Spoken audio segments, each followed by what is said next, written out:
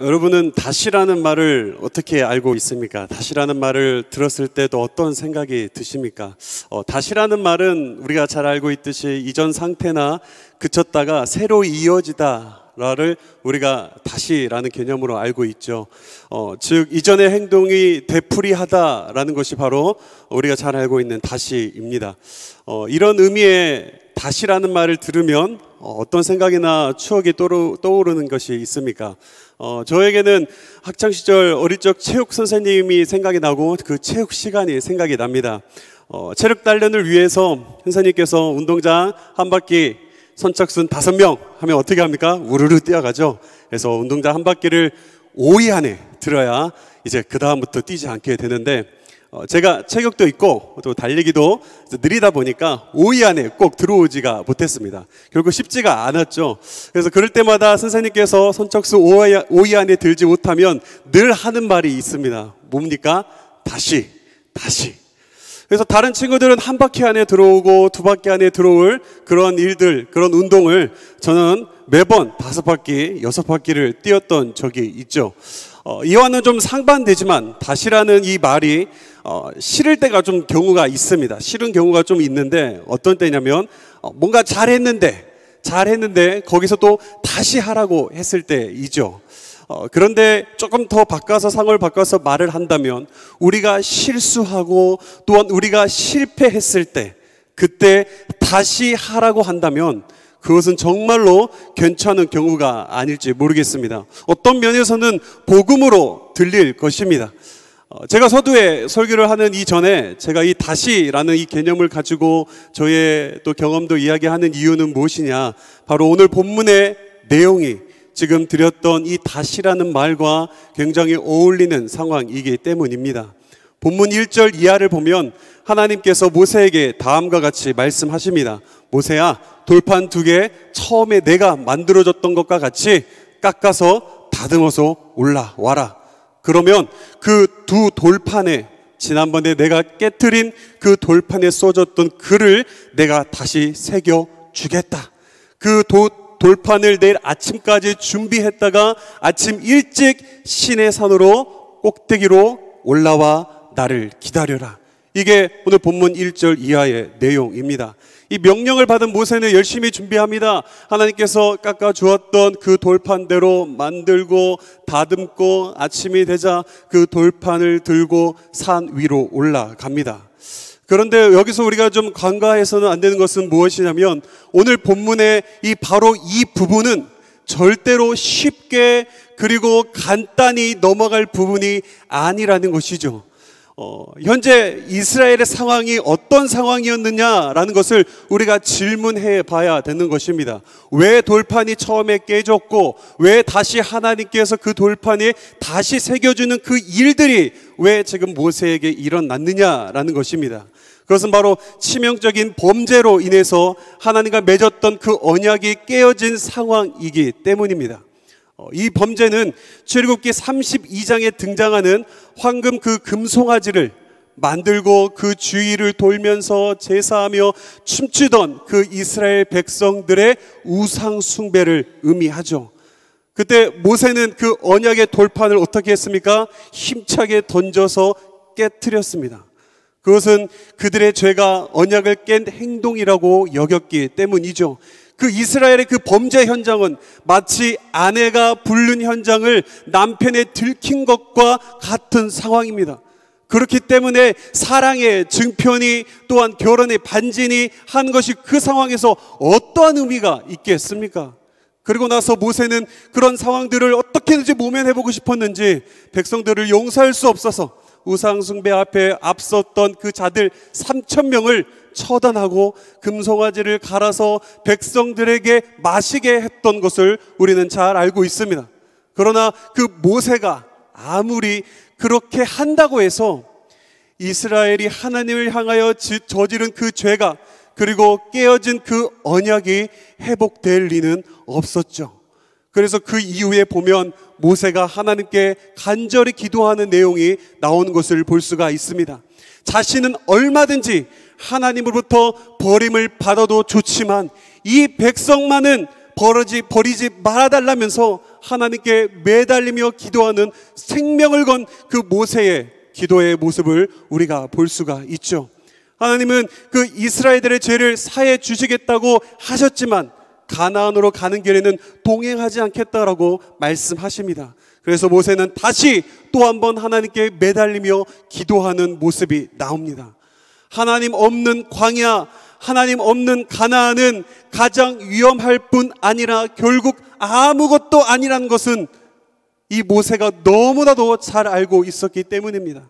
하나님이 없는 가는 길이 안전할까요? 하나님이 없는 적과 꿀이 흐르는 땅이 정말 적과 꿀이 흐르는 땅이 될 수 있을까요? 하나님이 없는 지상 천국과 부와 명예가 아무것도 아니라는 것을 모세는 잘 알고 있었기에 하나님 저희를 떠나지 마시고 우리와 함께하여 달라고 간절히 기도하며 나아가는 장면이 오늘 본문 이전의 상황인 것입니다. 그래서 모세가 회막에 들어가 하나님께서 간절히 기도하고 하나님은 그 기도의 응답으로서 출애굽기 33장 14절 말씀에 여호와께서 이르시되 내가 친히 가리라 라고 말씀하시는 것을 볼 수가 있습니다. 오늘 이런 상황 속에서 본다면 오늘 본문 34장은 32절에서부터 사건이 발단된 그 내용이 결론의 내용에 있다는 것을 우리가 알 수 있습니다. 오늘 본문을 한마디로 정리를 해본다면 다시 시작하시기를 원하시는 그 하나님의 모습을 보여주고 있는 것이죠. 우리가 일반적으로 사람들의 그 인생은 장애물을 만나면 두 가지의 생각을 한다고 합니다. 첫 번째는 다 끝났어, 더 이상 소망이 없어 라는 이런 불가능의 생각이죠. 또 다른 하나는 어떤 것입니까? 괜찮아, 지금 새로운 출발을 할 수 있어 라는 이 가능의 생각입니다. 현재 이스라엘의 이 상황은 누가 보아도 다 끝난 것 같이 보이는 상황이 바로 이스라엘의 상황이죠. 그럴 때 하나님은 모세에게 다시 시작하자라고 말씀하고 있는 것입니다. 즉 오늘 본문에 나타난 하나님은 불가능과 절망으로 주저앉는 그 이스라엘 사람들에게 다시라는 그 소망을 주시는 분으로 오늘 이스라엘 백성들에게 모세에게 자신을 드러내고 있는 것입니다. 3살짜리 아이가 아버지가 일하시는 말 안장 공장에서 송곳을 가지고 놀다가 눈에 찔리게 되었습니다. 피를 흘리며 비명을 지르는 아이를 들쳐업은 아버지께서 병원으로 달려갔습니다만 아이는 그 눈을 실명하고 말았습니다. 설상가상으로 그 아이의 두 다른 눈마저 바이러스가 들어가게 돼서 그 아이는 두 눈 다 실명을 하게 되었죠. 아버지는 이 아이의 인생이 끝났다라고 생각을 했습니다. 그런 아이에게 자크 파리라는 그 신부를 만나게 되었고 아이가 그 신부의 도움을 받으면서 신앙이 성장하게 되면서 그 아이의 인생을 새롭게 시작해 나가는 것을 볼 수가 있습니다. 그리고 아직까지 그 어느 누구도 시도해보지 못했던 점자를 개발하게 됩니다. 그리하여 수많은 그 시각장애인들에게 희망과 용기와 도움을 주었던 이 사람이 바로 프랑스의 맹인 교육자인 바로 루이 브라이유라는 사람입니다. 혹시 루이 브라이유와 같은 그런 상황에 놓여 있는 분들이 있습니까? 오늘 여러분들에게 질문하고 싶습니다. 여러분들이 믿고 있는 하나님은 다시 시작하게 하시는 하나님이라는 사실을 여러분들이 꼭 기억하기를 주님의 이름으로 축복합니다. 성경에 보면 하나님께서 다시 그들을 일으키시고 다시 시작하게 하시는 장면들이 너무도 많이 있다는 것을 우리는 잘 압니다. 하나님은 패배자 삼손에게 원수를 멸할 기회를 다시 주셨습니다. 부정한 방법으로 남의 부인을 얻고자 그 남편까지 죽인 파렴치한 그 다윗에게도 용서를 구하는 그 다윗에게 다시 한번 기회를 주고 있는 하나님의 모습을 볼 수가 있습니다. 바벨론의 포로로 잡혀갔던 자들을 돌아오게 하셔서 다시 시작하게 하시는 그 하나님의 모습도 나옵니다. 또한 예수님의 수제자라고 말할 수 있는 배반의 아이콘이라고 불리는 이 베드로도 다시 찾아와 주셔서 회복해 주신 분이 누구입니까? 바로 우리 하나님이시죠. 오늘 본문에서도 모세를 통하여 이스라엘 백성들과 다시 시작하시려는 그 하나님 역시 우리의 다시의 하나님이라는 사실을 오늘 이 시간을 통해서 다시 한번 알게 되고 받아들이게 되고 그 하나님을 알게 되는 귀한 시간 되기를 주님의 이름으로 축복합니다. 여러분은 다시 시작할 수 있다고 하는 것은 너무나도 정말 축복된 것이죠. 혹시 여러분들 가운데에 열심히 노력했지만 이루지 못한 꿈 또한 이루지 못한 이런 일들을 가지고 있는 분들이 참 많이 있을 줄 믿습니다. 실패했던 그 경험들이 있을 것이고 더 잘했어야 되는데 그래서 못해서 좌절되어 있고 아쉬워하는 분들도 있을 것입니다. 자신감을 잃어버리고 절망과 그 낙심 가운데 살아가고 있는 오늘 여러분들 가운데에 제가 이 말씀을 빌려서 할 수 있는 말은 다시 시작하시고 다시 이루시는 그 하나님을 바라보기를 간절히 축복합니다. 끊어져 있고 하나님을 떠났던 그들을 용서하시고 사랑하시며 다시 그 언약을 이어가시는 그 하나님이 우리의 하나님이라는 사실을 믿고 오늘 좌절되어 있고 쓰러져 있는 모든 우리 청년부들 가운데에 그 하나님으로 다시 일어설 수 있는 이 다시의 의미를 되새기고 또 한 번 새 출발을 할 수 있는 그 힘을 얻을 수 있는 귀한 시간 되기를 주님의 이름으로 축복합니다. 그런데 여러분 오늘 본문이 다시의 메시지만 가지고 있는 것은 아닙니다. 오늘 본문의 핵심은 다시보다 다시의 하나님이 누구이신지를 소개하는 것에 우리가 있는 것을 볼 수가 있습니다. 모세가 하나님의 그 명령대로 시내산에 올라갔을 때 여호와께서 구름 가운데에 강림하셨다라고 말하면서 그리고는 모세와 함께 거기 서신 후에 당신의 이름이죠 하나님이 누구이신지를 선포하고 있는 말씀이 오늘 본문 6절에서 7절까지의 말씀입니다. 우리 6절에서 7절까지의 말씀을 함께 읽어보도록 하겠습니다. 시작. 여호와라 여호와라 자비롭고 은혜롭고 노하기를 더디하고 인자와 진실이 많은 하나님이라. 인자를 천대까지 베풀며 악과 과실과 죄를 용서하리라. 그러나 벌을 면제하지는 아니하고 아버지의 악행을 자손 3, 4대까지 대응하리라. 아멘. 오늘 본문에서 하나님께서는 그 언약을 다시 맺으신 것이나 이스라엘을 다시 기회를 주신 것보다 더 중요한 것이 있음을 우리에게 보여줍니다. 그것은 바로 하나님이 어떠한 분인지를 알려주고 있는 것이죠. 즉 제가 이렇게 생각한 이유는 오늘 하나님의 언약을 깨어버린 이 이스라엘 가운데에 왜 하나님께서 도대체 하나님이 어떠한 분인지를 말하고 있느냐라는 이 질문 속에서 생각하게 되었던 것입니다. 그렇다면 오늘 본문 말씀에서 말하고 있는 하나님은 어떠한 분일까요? 네 가지로 추려서 말할 수 있을 것 같습니다. 하나님은 자비로우신 하나님이다 라는 것입니다. 여기서 자비란 어머니의 자궁과 그 모태를 의미하는 단어에서 온 말로서 국률이라는 이 단어의 어원을 가지고 있는 것이 바로 자비입니다. 이 말을 통하여 하나님은 이스라엘을 향한 당신의 마음이 하나님의 마음이 어미가 자신의 태 속에 있는 아기를 향한 마음과 같다는 것을 알기를 바라시며 오늘 하나님이 자비로우신 하나님이다 라는 사실을 말하고 있는 것이죠. 어미가 자식을 사랑하고 버리지 않듯 하나님께서는 백성들을 향한 그 하나님의 사랑이 그와 같다는 것을 보여주고 있는 것입니다. 또한 하나님은 자기 자신이 은혜로운 분이시다라고 말하고 있습니다. 여기서 말하는 은혜는 한없이 친절하다라는 그런 뜻이죠. 하나님은 고아와 과부 등 불쌍한 자를 잊지 않으시는 그런 하나님이십니다. 하나님은 가난한 자의 친구이시며 특히 마음이 가난한 자와 함께 하시는 그 은혜로운 분이라고 우리에게 잘 알려지고 있습니다. 그러나 무엇보다 하나님의 은혜는 죄인과 배신자를 향한다는 사실을 우리는 간과해서는 안 되는 것이죠. 하나님을 버리고 또한 그의 호의와 친절과 그 베품을 차버리는 그 자들을 다시 품으시는 것, 바로 우리를 품듯이 하나님을 떠나며 또 떠났던 우리를 품듯이 이스라엘을 찾고 또 찾았지만 또 떠나는 그 이스라엘을 품듯이 그 은혜로 우리에게 다가오신다는 사실을 보여주고 있는 것입니다. 그리고 하나님은 노하기를 더디하시는 분이다 라고 말하고 있습니다.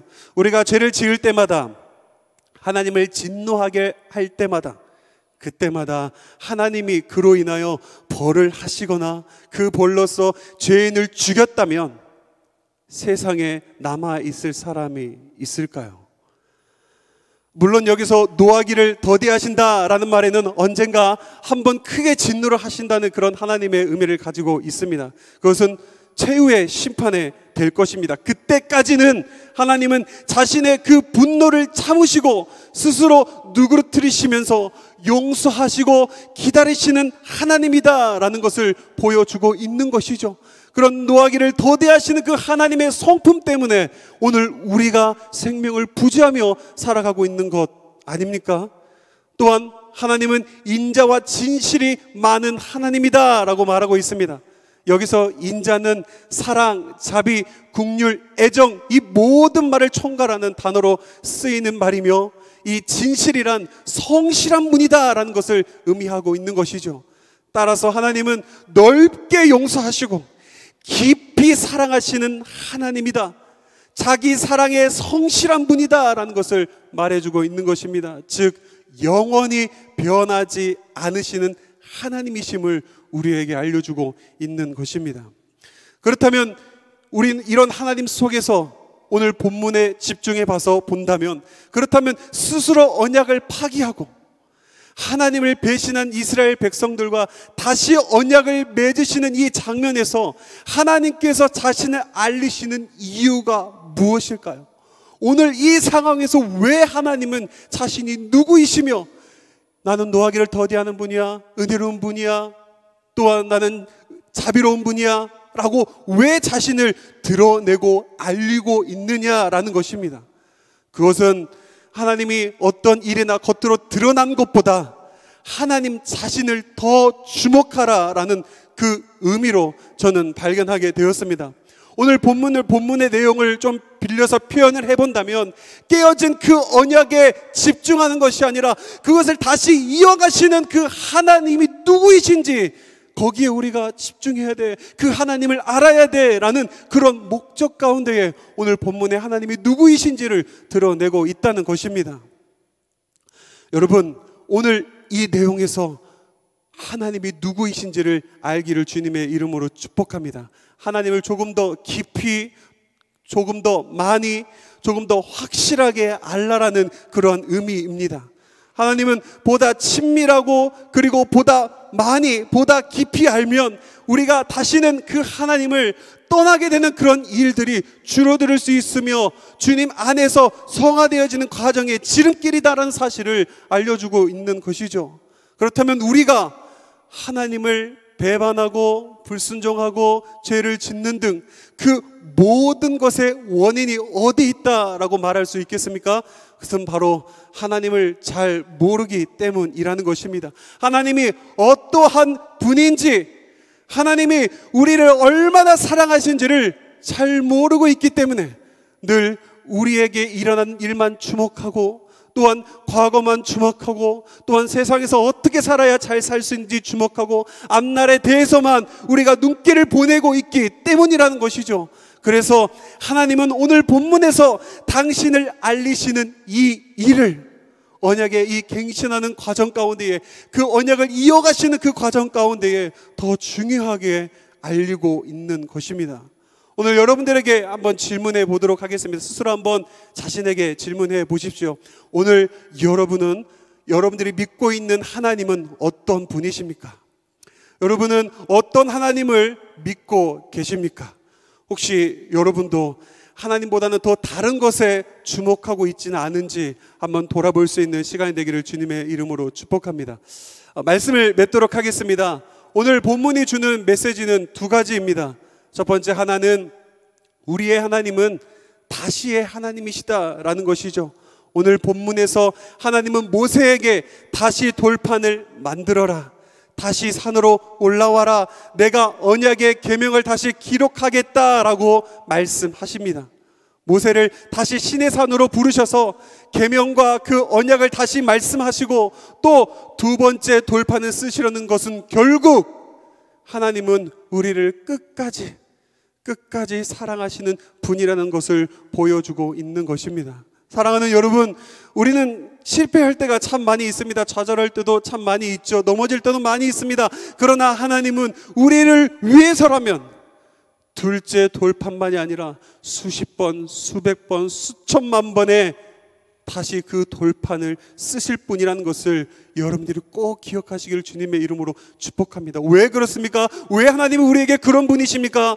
여러분은 피로 사신 하나님의 자녀이기 때문입니다. 그리고 여러분에게는 모세보다 더한 중보자이신 그 예수님이 계시기 때문이죠. 그리고 오늘 본문은 두 번째 메시지는 하나님을 알라라는 것입니다. 하나님은 어떤 분이라고 오늘 본문이 말하고 있습니까? 하나님은 인자하시고 자비하시고 사랑이 크시고 기적을 베푸시고 노하기를 더디하시며 고아와 과부를 살피시고 복을 주시기를 기뻐하시는 분이다라고 우리에게 알리고 있습니다. 그 외에도 많은 성경의 부분에서 하나님에 관한 이 지식이 성경에서 얼마나 많이 기록되고 있고 알리고 있는지 모릅니다. 여러분, 그 하나님을 알 때 그냥 지식적으로만 그 하나님이 그런 하나님이구나 라고만 알 때 만약에 끝난다면 많은 문제들이 있을 것입니다. 그러나 그 하나님을 내가 매일매일 하루 삶 가운데에 적용하고 경험하며 살아갈 때, 내가 무너져 있을 때도 그래 하나님은 자비로우신 분이지 다시 일으켜주시는 그 하나님을 경험하며 여러분들이 만나며 나아갈 때, 오늘 본문에서 말하고자 하는 하나님을 알아야 된다라는 그 의미가, 그 모습이 될 줄 믿습니다. 오늘 이것을 통하여서 그 하나님을 높이기를 원합니다. 인자하시고 자비로우신 하나님, 노하기를 더디하셔서 다시 한번 우리의 인생을 이끌어 가시는 그 하나님을 찬양하기를 원합니다. 오늘 이 시간 찬양하고 또한 기도하며 나아갈 때에 그 하나님을 우리가 기억하고 그 하나님을 만나기를 소망합니다. 오늘 이 찬양 가운데에 그 주님의 영광과 또한 그 주님께 올려드릴 수 있는 최고의 찬양과 기도로 하나님께 나아갔으면 좋겠습니다. 우리 시간 찬양하며 나아가도록 하겠습니다. 송축해 내 영혼이라는 찬양인데요, 오늘의 이 본문의 가사가 이 가사에 좀 많이 녹아져 있지 않나 그대로 가져오기도 했는데요, 그 하나님을 우리가 묵상하면서 찬양하며 나아갔으면 좋겠습니다. 노하기를 더디하시는 그 하나님, 그래서 내가 지금 현재도 살고 있는 그 이유, 오늘 그 하나님을 높이기를 원합니다. 좌절되어 있고 쓰러져 있는 그 상황 가운데서도 다시 회복시키시며 이끌어 가시는 그 하나님, 내가 오늘 만나기를 원합니다. 오늘 이러한 고백 가운데에 우리 찬양을 하나님께 올려드리며 나가도록 하겠습니다.